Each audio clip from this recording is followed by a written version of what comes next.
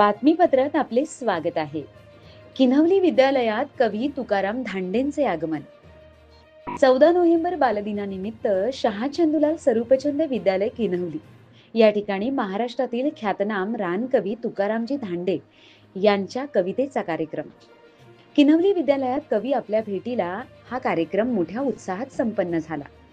कार्यक्रमाच्या अध्यक्षस्थानी विद्यालयाचे मुख्याध्यापक G.H. वेखंडे सर, प्रमुख वक्ते म्हणून रानकवी तुकाराम धांडे, तसेच या प्रसंगी विद्यालयाचे उपमुख्याध्यापक M.V. होळीकर सर, पर्यवेक्षक S.G. निळे सर, सांस्कृतिक प्रमुख श्रीमती अर्चना देसले मॅडम, ज्युनियर सांस्कृतिक प्रमुख आरे सर, D.K. विशेष सर, सांस्कृतिक मंडळाचे सर्व सदस्य उपस्थित होते. V.V. फर्डे सर व रिकी खाडे सर यांच्या स्वरगंध मंचाने, मान्यवरांच्या स्वागताने व चाचा नेहरूंच्या प्रतिमेच्या पूजनाने स्वागत गीत, ईशस्तवन कार्यक्रमाची बहारदार सुरुवात झाली. विद्यालयाचे उपमुख्याध्यापक M.V. होळीकर सर यांनी प्रास्ताविक सादर केले.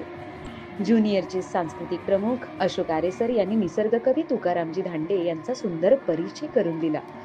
त्यांच्या जीवनाचा प्रवास, साहित्यातील त्यांचे योगदान सांगितले. या कार्यक्रमात विद्यालयातील क्रीडा स्पर्धेत, कराटे स्पर्धेत जिल्हा स्तरावर गोल्ड मेडल प्राप्त विद्यार्थ्यांचा व क्रीडा प्रशिक्षक शाहरुख पठाण यांचा यथोचित सन्मान करण्यात आला. विद्यालयातील विद्यार्थिनी संध्या भेरे हिने चाचा नेहरू यांच्या जीवनाबद्दल व बालदिन का साजरा करतात या संदर्भात सुंदर माहिती सांगितली. मानसी घोडविंदे या विद्यार्थिनीने मानवता धर्म ही अप्रतिम स्वरचित कविता सादर केली. त्यानंतर तुकारामजी धांडे सरांची काव्य मैफिल फुलली. धांडे सरांनी पाठ्यपुस्तकातील कविता, स्वरचित कविता, निसर्ग कविता, तुकोबा आणि आजोबा, आई होती तेव्हा, रानवेडी, वाटणी अशा अनेक एकापेक्षा एक सरस कविता सादर करून सर्वांना तब्बल 3 तास मंत्रमुग्ध करून टाकले होते. विद्यालयातील इयत्ता 9वीच्या विद्यार्थ्यांनी आपल्या भारतीय संस्कृतीतील आदिवासी तारपा नृत्याने तुकारामजी धांडे सरांचे स्वागत केले. हे तारपा नृत्य सौभाग्यवती रत्नप्रभाकरन मॅडम, S.L. पवार मॅडम यांच्या कल्पकतेतून साकार झाले होते. अध्यक्षीय भाषणात विद्यालयाचे मुख्याध्यापकांनी महाराष्ट्र राज्य व पाठ्यपुस्तक महामंडळ अभ्यासक्रमात ज्यांच्या कवितांचा समावेश आहे ते महाराष्ट्रातील सुप्रसिद्ध रानकवी तुकारामजी धांडे आज आपल्या विद्यालयात कवी आपल्या भेटीला आले यासाठी त्यांचे विशेष आभार व्यक्त केले. स्वरचित बा नांगर हाकितो या त्यांच्या कवितेने सर्वांना मंत्रमुग्ध देखील केले. या संपूर्ण कार्यक्रमाचे सूत्रसंचालन सांस्कृतिक प्रमुख श्रीमती अर्चना देसले मॅडम यांनी केले. नियोजन सांस्कृतिक मंडळाच्या सर्व सदस्यांनी केले होते. साऊंड सिस्टीमचे नियोजन भरत वरकुटे सर, छायाचित्रण ओमकार घुडे सर यांनी केले. कार्यक्रम यशस्वी होण्यासाठी सांस्कृतिक मंडळाचे सर्व शिक्षक, बंधू भगिनी, शिक्षकेतर कर्मचारी यांनी विशेष मेहनत घेतली. आभार प्रदर्शन केडी करण सर यांनी केले. या कार्यक्रमाची काही क्षणचित्रे सुद्धा सुंदर पद्धतीने टिपली गेली. ठाणे सुविचार वृत्त निवेदिका करुणा गगे. धन्यवाद.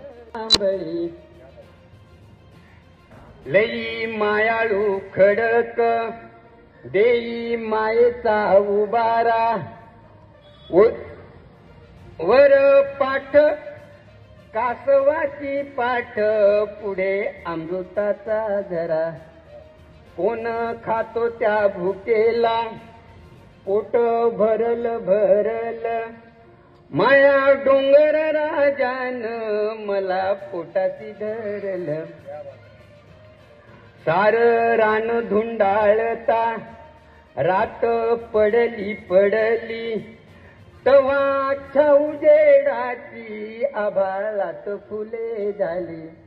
तर अशा प्रकारची कविता बघा. कविता किती वेगवेगळ्या पद्धतीने सादर करता येते आणि किती वेगळ्या पद्धतीची कविता असते. एक कविता सांगतो, दुसरी बरं विनोदी कविता सांगतो. तुम्ही लयच गंभीर झालात, थोडं हसू सुद्धा यायला पाहिजे ना. हसायचं म्हणजे नुसतंच हसत बसायचं नाही, गंभीरपणे तुम्ही खूप चांगल्या पद्धतीने ऐकलं. हा हे कुठं चला, बसा ना थोडं 5 मिनिटं. जा जा जा जा तिकडे मॅडम ते चालले. ऐका थोडा वेळ बघा. बरं विनोदी कविता ऐकायची ना, विनोदासाठी लिहिलेली. हा बघा बघा. कवितेचं नाव आहे सासूचा उपदेश. आता सासूचा उपदेश कुणाला असेल एक चर्चा आठवतो. आता ऐकतात तिथे ते सगळे तुमच्याकडे पाहत राहिले. बघा कवितेचं नाव आहे सासूचा उपदेश, है ना. आता सासूचा उपदेश कुणाला राहील ते तुमचं लक्ष आहे का रे? बोलत का नाही है ना? सासूचा उपदेश अर्थातच सुनीला राहील है ना? काय असतो त्या सुनीना कितीही चांगलं वागलं ना तरी त्या सासूचं कन्न पुथणं असतं. तेच आदळ आपट, तेच भांड्यांचे आवाज, त्या कोंबडीलाच काहीतरी म्हणायचं, त्या मांजरीलाच काहीतरी म्हणायचं आणि सगळं तिला टोचून बोलायचं, तिला चिडवायचं, अशा प्रकारची गोष्ट. तर बघा, आणि ती राग तर करतेच करते.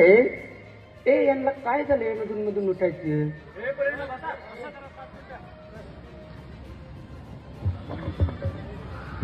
कोणीच उठायचं नाही अजिबात. घरामध्ये कसा कसा बदल होतो त्याचं चित्रण आहे त्या कवितेमध्ये. बघा, तिची दारात पाऊली.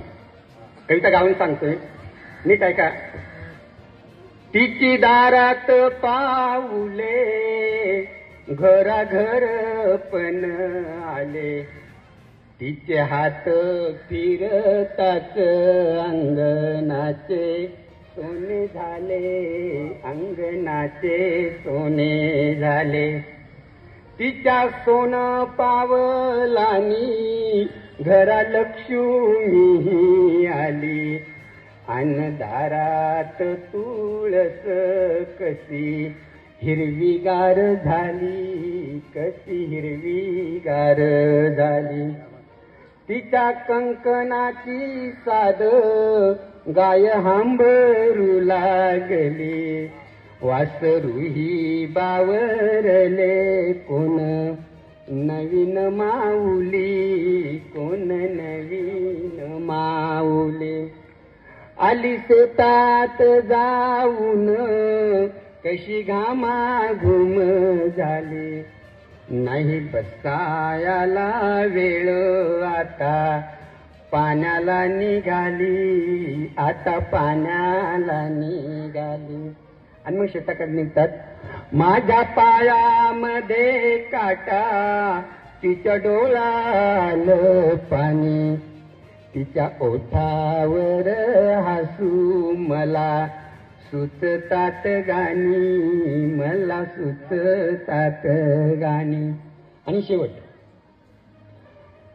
माझ्या बाळाला हात, तिचे चित्त माझ्यावरी, जीव माझा वार करी, तिची घरात पंढरी, तिची घरात पंढरी. धन्यवाद. शेवटी एक कविता जरा हसूया आपण आणि मग थांबूया. हा,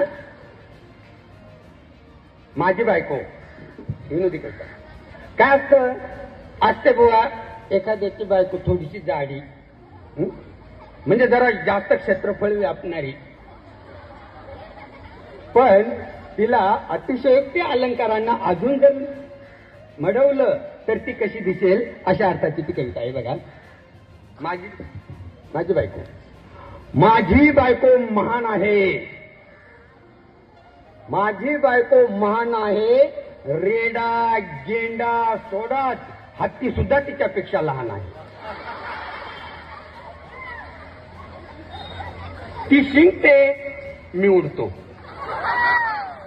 ती फुंकते, मी पडतो.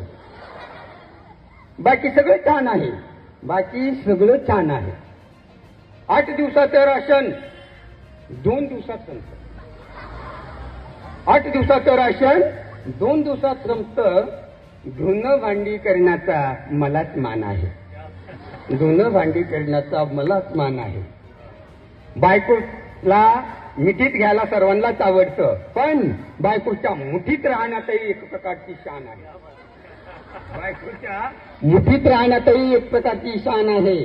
आणि शेवट, अफाट बायकोचा सपाट नवरा, म्हणून माझंही गिनीज बुकात नाव आहे, माझंही गिनीज बुकात नाव आहे. धन्यवाद.